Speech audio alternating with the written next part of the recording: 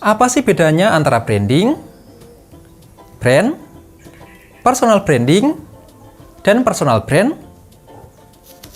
Meski terlihat hampir sama, ternyata ada perbedaan mendasar yang ada baiknya kamu memahaminya ya, agar kedepannya nggak gagal paham dengan materi lain di kursus ini.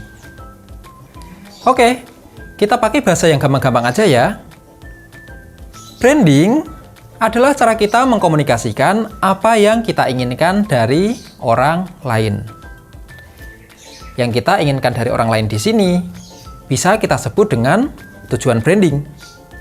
Brand adalah anggapan seseorang terhadap suatu identitas, seperti anggapan terhadap sebuah nama, merek, logo, dan identitas yang lain. Personal branding adalah cara membangun anggapan terhadap seseorang. Dan personal brand adalah anggapan terhadap seseorang. Mungkin dari sini beberapa di antara kita masih belum paham dengan ini. Agar lebih mudah dipahami, kita pakai studi kasus aja ya. Misal di sini tujuan kita melakukan branding adalah agar orang lain mau membayar kita untuk mereview destinasi wisata dan jalan-jalan keliling Indonesia. Untuk memperbesar peluang kita mendapatkan tujuan tersebut, kita harus membangun anggapan orang lain terhadap kita, bahwa kita adalah seseorang yang suka traveling dan sudah berpengalaman dalam membuat video review yang keren seputar destinasi wisata.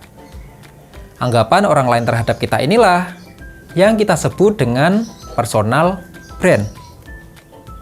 Untuk membangun anggapan tersebut, yang kita lakukan adalah membuat video review seputar destinasi wisata, memberikan tips dan trik seputar traveling, memposting foto-foto traveling kita di media sosial, membagikan foto dokumentasi saat traveling, membagikan artikel seputar traveling, dan membagikan konten lainnya seputar traveling di media sosial.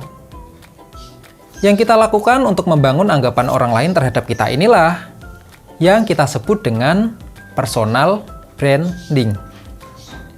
Bisa dipahami ya? Jika belum paham, ya nggak apa-apa. Ntar juga paham sendiri kok, setelah menonton semua materi di kursus ini. Oke, lanjut. Selain personal branding, ada juga jenis branding yang lain.